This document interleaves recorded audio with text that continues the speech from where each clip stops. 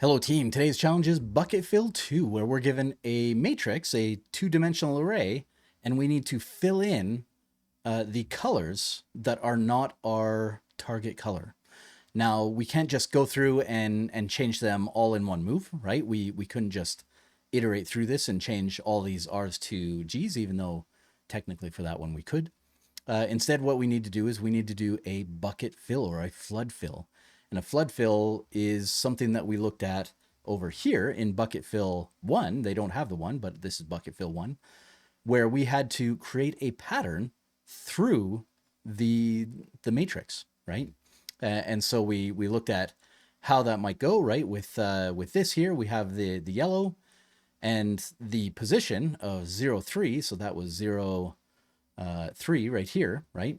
And so that was our starting position, and we went through and changed all of the same colors, the whatever the T was, to Y's, right? And that was the goal, to only touch or only change things that we're touching, right?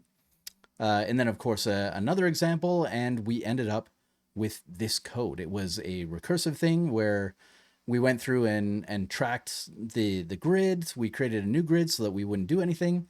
And then we iterated over and changed those values recursively, okay?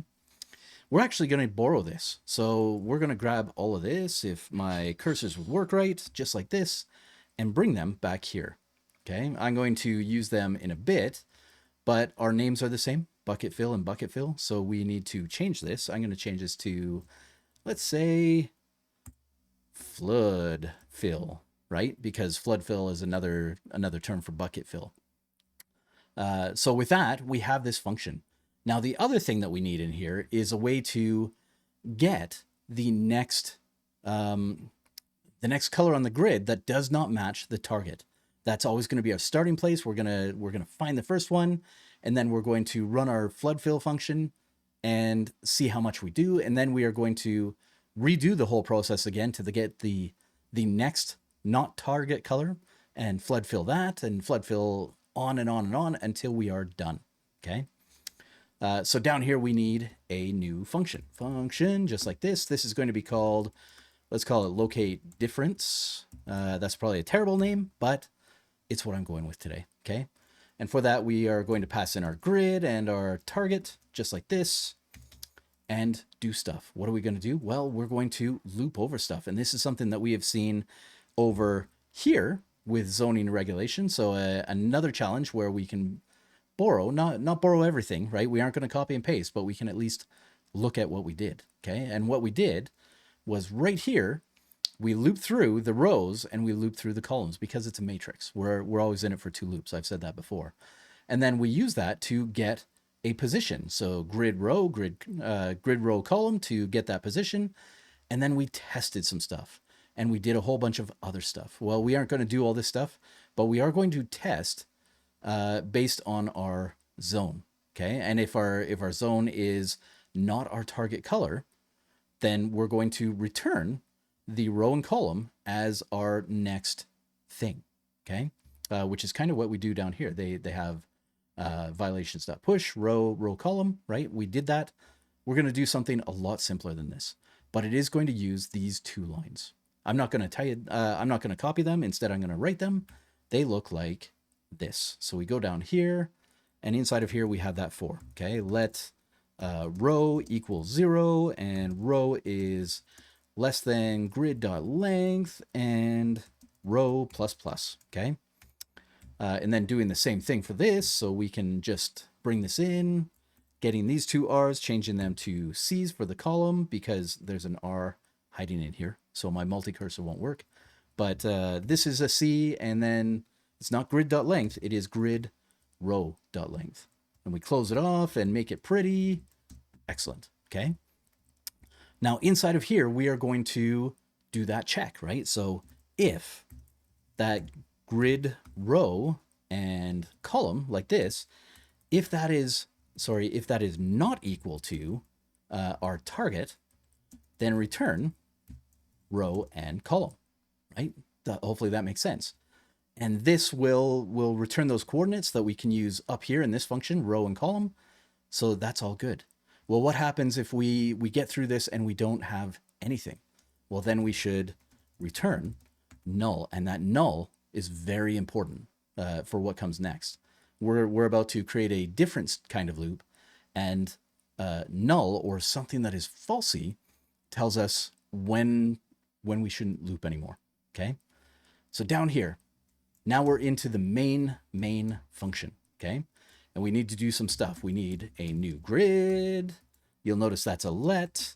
I don't want to operate on grid directly, right? I don't want to change anything that is outside of here. This is passed in by reference, so if I change it, that's bad news.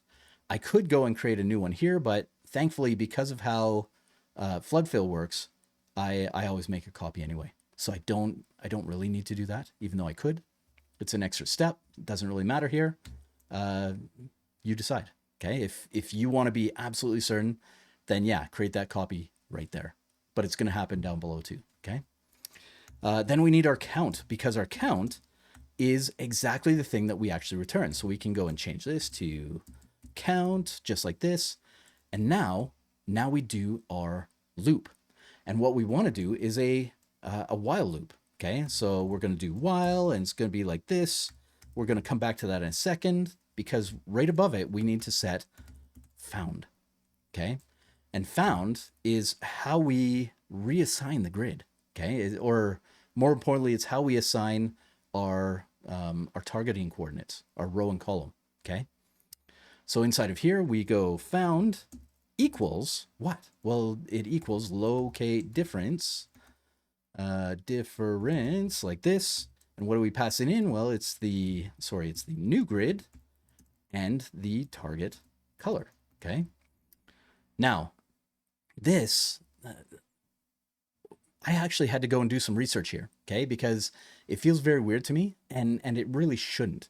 Okay, because way over here, I believe, in string math, we do exactly that same thing. Let found, and then found equals this regular expression dot execute. Okay, so I've used this pattern so many times with regular expressions, but I've never used it outside of regular expressions, and that feels very weird to me. So I had to go and do some research, and what I realized was I don't really understand what this is doing, right? Or what this is doing. So let me explain it for you. Hopefully that makes sense, right? Basically what we're doing is we always do the assignment. That's very important, okay? We go through, we enter the loop, and we do locate difference every single time. Even if we are not going to enter the while loop, we are going to run locate difference, okay? And locate difference is going to return what? Well, it's going to return either those coordinates or a null value, okay? And that gets reassigned to found. And this is where while kicks in, okay? Because we've done that reassignment and made it work. Now while checks found to see if it's truthy or falsy. And that's the key, right? It doesn't happen over here. It happens after the assignment, which is why if you console log this down outside of the loop, if you went console log found, right? This part right here should, if we do the thing inside the while loop properly, but this thing right here should return null every single time, because we've gone through until we found a falsy value. What is our falsy value? Well, up here we set it to null. We could set it to 0. We could set it to false. I like null, right? Null seems like the best option for that function. So if we were to do that, we would get that. Now, the only rule here is that we cannot create and assign inside of this conditional. And that's why we need this let found up here. Okay, that's the whole point of this.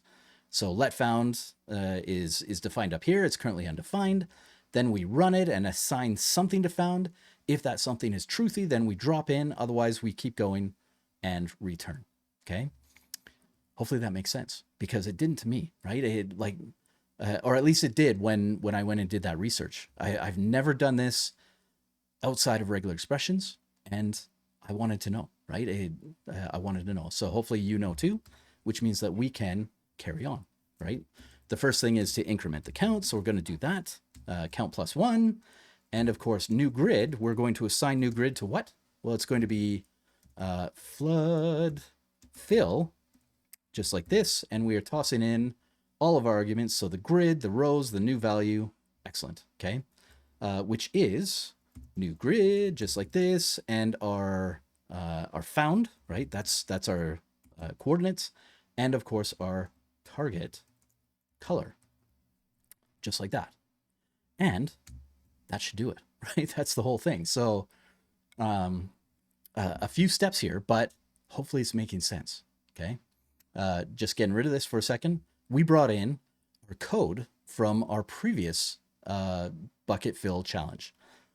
Right here, we had some recursion. We did the stuff. Definitely go watch that video if this bit of code doesn't make a lot of sense to you, but that's there, okay? We absolutely did it, and because we did it, we have something that we can pull forward, which is what we did with the copy and paste. We did have to rename it because they use duplicate names, and that's okay, right? And then we created a function that did our location, right? So we found the first location where target did not, or where that grid location did not equal target. And if we found one, we returned it. Otherwise, we returned null. And then, of course, we use that down in our main function. So we set up some variables. We did a find where we went through this while loop. We iterated the counter. We did the flood fill, reassigned it back to new grid so that we can loop through it again, right? And all of this is because they wanted a count and not just the final output. Otherwise, we could have just looped through it really fast, right? I mean, hopefully that makes sense. Hopefully all of this is making sense. It's not every solution, just hopefully one good solution. I feel like this is a pretty good spot. We have the previous code is working really well. This location code gets it done. And then of course our strategy down here to figure out what our final count is going to be, okay? And all that is dependent on this let found while found equals pattern, okay? Which I didn't fully understand. I do now. Hopefully you do too. Which brings us to the end. Did you like it? Did you hate it? Did you go a different way, right? Let me know all that stuff in the comments. Otherwise, today this has been Bucket Fill 2, and I will see you tomorrow.